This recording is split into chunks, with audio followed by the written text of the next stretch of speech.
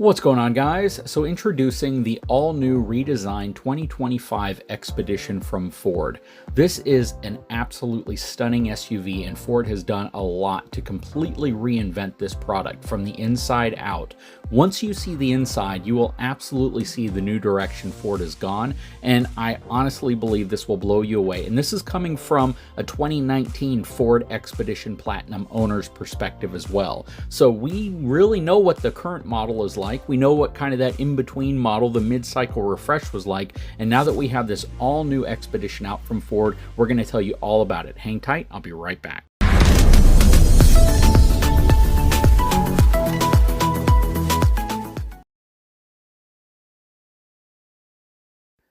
So the new 2025 Ford Expedition finally revealed, and I think it is absolutely beautiful. It does have the look of an Expedition though, so they haven't moved so far away from kind of its lineage that you're like, what kind of vehicle is this? It looks like a very modern, very contemporary, and very tech-savvy Ford Expedition while still maintaining all of its heritage.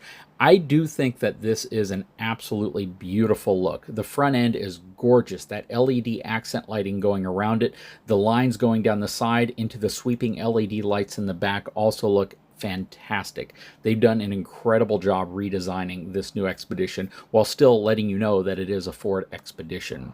Now, the Expedition Active, which is kind of considered to be the more base model Expedition, as well as the King Ranch and the Platinum, include the standard 3.5-liter EcoBoost V6, which is rated at 400 horsepower and 480 pound-feet of torque.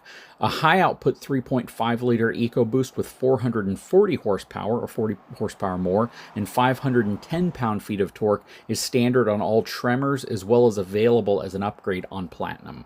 Now, almost anyone who's interested in buying an Expedition or a Tahoe or a Suburban or an Armada or any of those either have larger families or they are looking for something that can handle utility aspects of life, whether you're going to be loading a ton of stuff into the bed, whether you're going to be doing some light towing, or whether you're going to be using it for cargo. And if you're going to be loading it up with cargo, one of the things that Ford did really well is they came up with a very intuitive new split tailgate. This is pretty cool because it splits in a different way than you're used to, and it does it electronically as well. So you can split the bottom down or the top up, and it gives you a really nice kind of little back tailgate area, as well as a utility area they can use for working. You can use it to serve food. You can use it as an extension of the back area. It's a very, very ingenious way of doing it. And other manufacturers have done kind of interesting split versions as well, but I don't think any of them have executed on it nearly as well as Ford has with the new 2025 Expedition.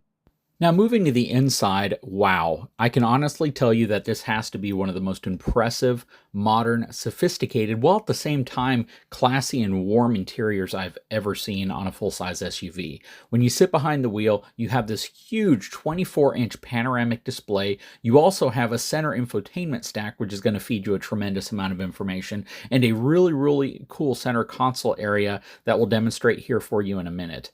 On your main stack, everything is set up in kind of like a ledge configuration where you have your large screen, all of your controls right beneath it. You have your cup holders, you have your center area. Again, we'll show you a secret about that pretty soon. But up front, you have a really great large panoramic screen which feeds you all of the relevant information you're looking for, from music, speed, your dash gauge clusters to your navigation system, and a very interesting steering wheel. So the steering wheel is much more compact and a little bit more oblong than you might see.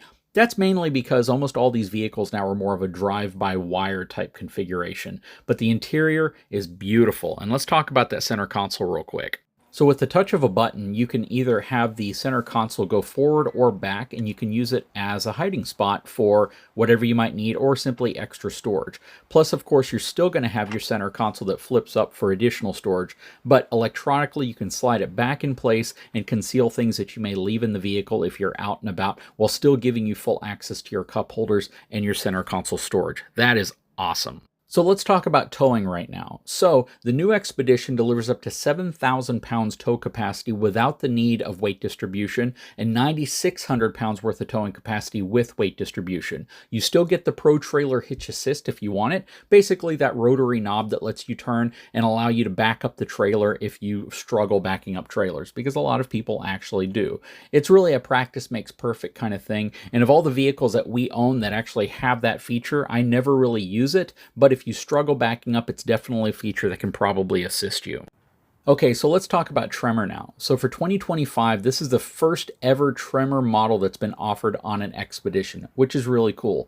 It's the same comfort and features that is included in the rest of the lineup, except you get additional off-road capable features, such as 10.6 inches of ground clearance, which is certainly higher. It has 33-inch general grabber tires on it. You also get the 3.5-liter EcoBoost V6 high output engine with that 440 horsepower and 510 pound-feet of torque, which is pretty insane. It's a retuned suspension. It also has electric power-assisted steering systems, Raptor-inspired running boards, and front skid plates, and it even has underbody protection for the front axle, transfer case, and fuel tank. It even has drive modes, which include rock crawl mode, a trail control system that includes a trail turn assist, and a trail one pedal, which basically gives you the ability to brake or accelerate using one single pedal, which is really cool. Basically, it's the combination of a big family and cargo carrying SUV mixed with an F-150 Tremor. Honestly, I can tell you I'm very impressed with what Ford has done with this next generation Ford Expedition, with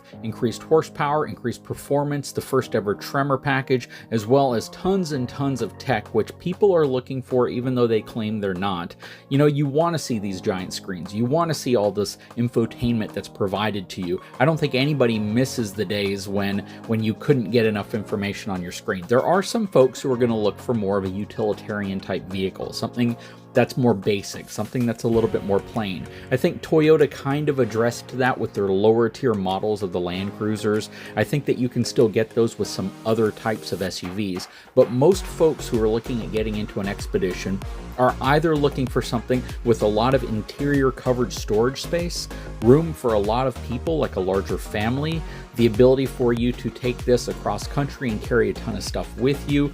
They want that capability, they want that technology, and they're looking for a package that can deliver it to them comprehensively while giving them all of the cool tech that most of your higher end vehicles are coming with. Now, I believe brands like Tesla have really been the ones that have changed the whole dynamic in terms of how much information can practically be displayed in front of you. Even Ram, if you look at the first Uconnect system with the 12-inch screen, tons and tons of information in front of you, and people want more of it. People want to be able to do more of it. Is it distracting? Can it be distracting? Absolutely. I still feel that there's so much going on now with the dashes and the technology in these vehicles that trying to learn and understand it is a lesson. It's almost like you have to go back to school for this, because if you don't, you're going to find out that there's tons of features that are capable of happening with your vehicle that you just don't know how to use because it's so complex. And I believe manufacturers are trying to simplify that, while at the same time, they do need to understand that some of this technology can be overwhelming for new buyers. Anyways, leave a comment below. I'd love to know what your thoughts are. If you haven't had a chance, please take a moment, subscribe to the channel, give me a thumbs up, and we will talk to you again very soon.